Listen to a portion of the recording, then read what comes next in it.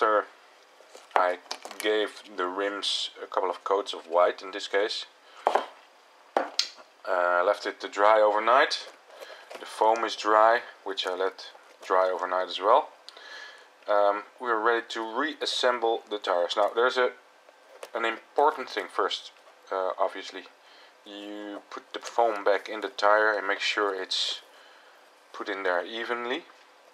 And now we're worried about tires.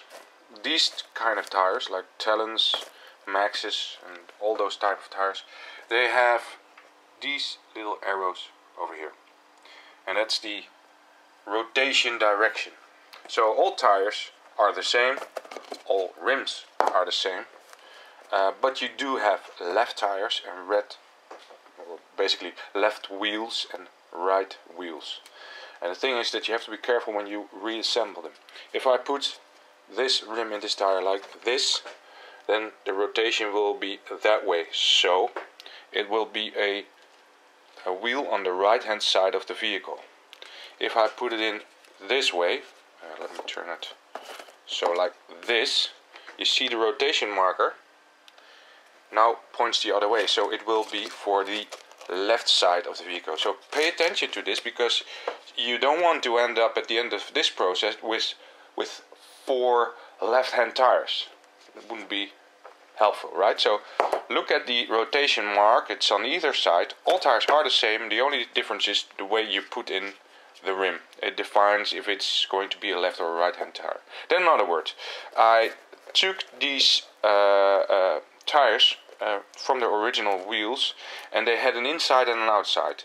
It's not a defined inside or outside, but it's just the way they were made. I can tell by the way the glue is, or the remains of the glue are stuck to this tire on this side and on this side. I can see that this used to be probably the inside, and this probably used to be the outside. Incorrect, the other way around, but it doesn't matter.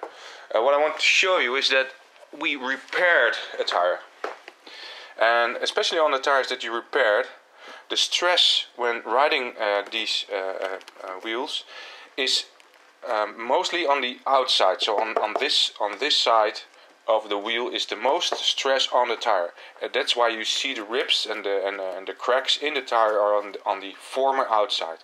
So the way I'm going to make them is I'm going to turn the tire around and make sure that when I reassemble them, now the former inside becomes the new outside. So gives me a little more longevity, I don't know how you call it. I think it will endure just a little bit more, because usually the former inside is more strong than the former outside. That's basically it. So that's a long story, a lot of words, a lot of stuff. So there's a left tire and a right tire. Pay attention to the rotation mark, and if you reassemble them, just turn them around, make sure that you have a fresh new outside. The outside of the tire, so the rim side of the tire, that's where the most stress is. Okay, let's reassemble. Just a little word on reassembling these tires. It's very important that you take your time and do not accept when there's not a close fit. Like, I don't know if you can see, but you see clearly that it's not a complete fit here, and it's really a mother to get it in there. So just take your time. Sometimes it takes over 5 minutes, 10 minutes to get the tire in there. It can be a pain, but it pays off to be patient and make sure there's a good fit, something that looks like this, so that the rim fits snugly in the rim in here, so that you can glue it later on. If you would settle for this, you will get a very, very wobbly tire, and that's not what you want. That's would be a shame for all the work you did before, because basically, yeah, well, this is not a good tire to race with. Now all tires are reassembled. Make sure you check one final time before you start gluing them that you have the orientation markers. So I have 2 wheels for this is the left side of the vehicle, and I have 2 wheels for the right side of the vehicle. So Here are my 4 tires, and the only thing that needs to be done now is to glue the tires to the rims. That's basically a very simple process. It takes again the super glue, and you fill this spot here with glue and make sure that you let it settle inside the tire so they will attach very securely. I'm gonna do put the video camera down so I can show you, but it's usually a very messy job. So let's see what happens. Okay, again I take my super glue. I have a little bit of a problem because there's not a lot left. Don't know if you can read this, but I'll make sure I get some information on the glue. It says here it's a German manufacturer, and I get it from Hopma in Elst in the Netherlands. So what you basically do is you pour the glue in here. Yes, it will attach to the rim a little bit, but who cares? After one drive they're filthy anyways. And then you try to extend this just a little bit for the glue to enter here, and then well, it should harden almost instantly. Well, let's do it.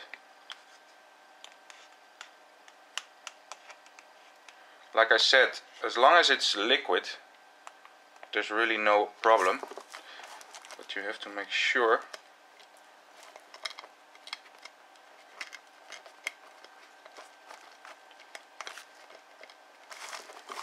just a little bit more.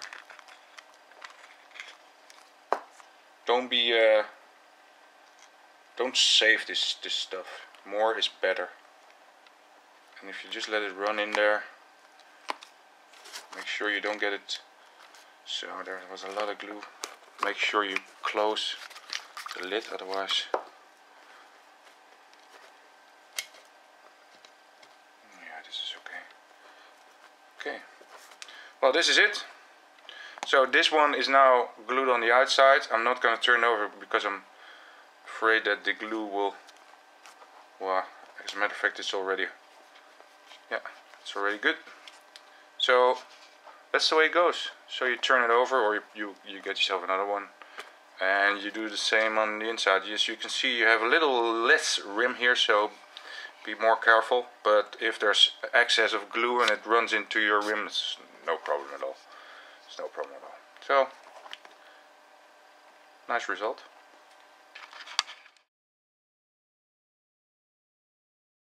This is the end result, mounted on the Revo.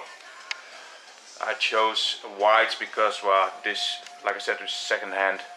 It had a white spoiler and some silver finish in the Revo, so I think it looks neat.